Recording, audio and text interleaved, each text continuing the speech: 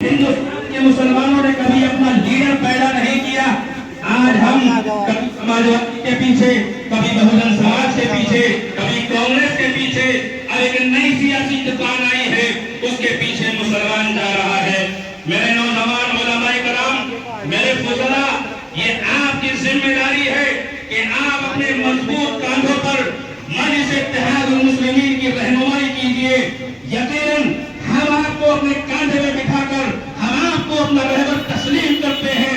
आइए मजलिस इत्तेहादुल मुस्लिमीन को मजबूत करिए और इस्लाम और मिल्लत की रहनुमाई के लिए आगे आ जाइए। इस मुल्क में मुसलमानों के लिए आप तमाम लोग की बहुत सख्त जरूरत है। इस वक्त आप तमाम के सामने हालात है, हालात को समझिए।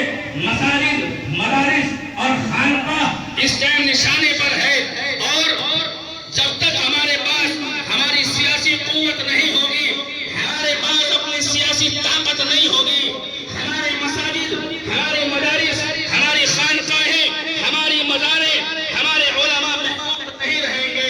याद रखिए मेरे नौजवान साथियों, मजलिस इत्तेहादुल मुस्लिमीन के सदर आपके दरमियान में आए हैं।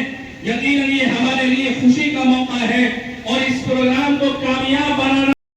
अक्सर ही यहाँ पर दोस्त हैं, इतने सारे लोगों का नाम नहीं लिया जा सकता, लेकिन बहुत से ऐसे खास लोग हैं जो वक्तन फवक्तन मेरी क्लिप्स देखकर मुझे मशवरा देते रहते हैं। बहुत से लोग हैं जो मेरे अशार सुनकर मुझे बताते रहते हैं। बहुत से लोग हैं जो मेरे मेमोरेंडम्स वगैरह देखकर मुझे मशवरे देते हैं और वो उलमा हज़रात में मेरे खैरखा लोग हैं। आप सबके उन मशवरों को मैं सिद्ध दिल से कबूल करता हूँ और आपके उन मशवरों का आज इस महफिल में भरे मजमे में ऐलान करता हूँ कि आप लोग हमारे मोहसिन हैं, करम फरमा हैं। आप लोग हम पर ये एहसान करते हैं कि हमारी रहनुमाई करते हैं।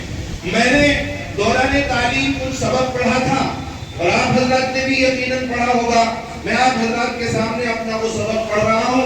गलती हो तो आप हजरत तस्हीह फरमा दीजिएगा और अगर मैंने सबक सही याद किया हो तो मेरे साथ अपनी आवाज मिला दीजिएगा। मैं आप हजरत के सामने आपको भी समझते। मैं तो आप लोगों के बीच में एक छोटा सा पैगाम लेकर के आया हूं। कहने सुनने में कोई गुस्ताखी हो जाए तो उसके लिए मैं माजरत चाहूंगा। मैं सिर्फ आप लोगों के बीच में ये एक पैगाम लेकर के आया हूं कि मुल्क के हालात आप लोगों के सामने, मुल्क के हालात आप लोगों के सामने हैं। आप बाखूबी जानते हैं कि किस तरह से मुल्क के अंदर मजहब इस्लाम के मानने वाले मुसलमानों के साथ दोगला व्यवहार किया जाता है। किस तरह से दाढ़ी टोपी वाले को देखकर उसकी मॉब लिंचिंग की जाती है, उसको मारा जाता है, कभी उसको आतंकवादी कहा जाता है, किसी और नाम पर उसको मार दिया जाता है। इस मुल्क के अंदर दो तरह के कानून मौजूदा हुकूमत ने बना दिए हैं। एक कानून मजहब इस्लाम के मानने वालों के लिए है और दूसरा कानून दीगर मजहबों के लिए। मजहब इस्लाम के मानने वालों के लिए क्या कानून बनाया है यह भी आपको समझना पड़ेगा। आज आप देखिए कि अगर क्राइम करने वाले का ताल्लुक मजहब इस्लाम से है, वो मुसलमान है, उसने क्राइम किया या नहीं किया इसके भी पुख्ता रिपोर्ट नहीं मिल पाती, लेकिन उससे पहले उसका पैर में गोली मारकर उसका हाफ एनकाउंटर कर दिया जाता है या उसको गोली मारकर फुल एनकाउंटर करके उसको मार दिया जाता है। ना कोई अदालत साबित कर पाती है कि इसने जुल्म किया था नहीं किया था, ना कोई कोर्ट में पेश किया जाता है, ना कोई मुकदमा चलता है।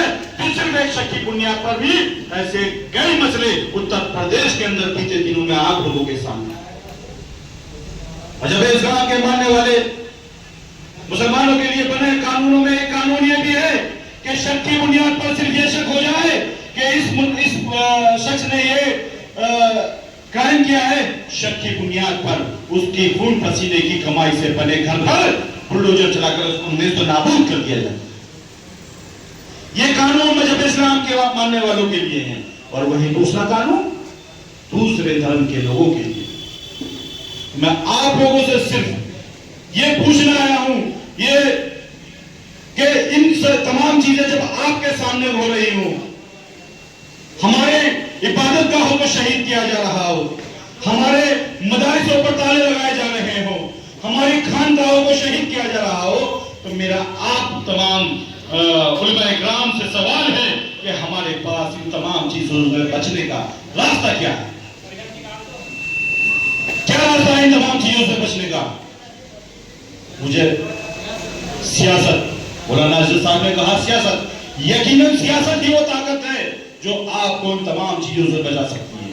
उसकी एक बड़ी वजह है, आप देखिए, एक मटके बाबा जब सूबे के चीफ मिनिस्टर बनते हैं, मुख्यमंत्री बन जाते हैं, तो वो अपनी तकरीरों में कितनी हदें पार कर जाते हैं, इस बात का अंदाजा उनको कभी नहीं होता। ना उन पर कोई मुकदमा, ना कोई उनके खिलाफ बोल सकता, और वो जो चाहे वो कानून अपने दफ्तर में बैठ करके पास कर देते हैं, और उत्तर प्रदेश के शासन को वो कानून मानना होता है। गलत तो नहीं कह रहा मैं? ये ताकत एक बाबा को किसने दी? सियासत ने दी ना। तो मेरा सवाल है अपने तमाम उलेमाए इकराम से, ये सियासत तो दीन का हिस्सा थे। गलत तो नहीं कह रहा मैं? अभी मुफ्ती साहब ने बताया कि अल्लाह के नबी ने भी सियासत की। सही हूं मैं? गलत तो नहीं हूं? गलत कह रहा हूं बता देना। अल्लाह के नबी ने भी सियासत की। जब सियासत दीन का हिस्सा है, इंशाअल्लाह तशरीफ लाएं। भाई आपका आना जाना जरूरी है। कारी तस्लीम साहब, मुफ्ती अब्दुल मुक्तदिर साहब आगे तशरीफ ले आए। कारी जाहिद साहब माशाअल्लाह, कारी जैद साहब, मौलाना खालिद साहब, हजरत मौलाना खालिद साहब आ जाओ। चलो खैर, जगह की किल्लत है, आने जाने में परेशानी माशाअल्लाह। आफ्ताब भाई आ जाएं, इनके लिए एक मरतबा जरा जोरदार ताली आफ्ताब भाई के लिए माशाअल्लाह। ये हमारे आफ्ताब भाई हैं जो नजीबाबाद विधानसभा के अध्यक्ष हैं, और अपने निजी खर्चे से आने वाली 29 तारीख को प्रोग्राम करा रहे हैं माशाअल्लाह। आपका भी इस्तकबाल है, एक बार जोरदार ताली। बैरिस्टर वैसी साहब को यहाँ बुलाने के लिए बहुत बहुत शुक्रिया, मेहताब साहब का भी और आफ्ताब साहब का भी। मेरी तरफ से साहब जज़ाकल्लाह।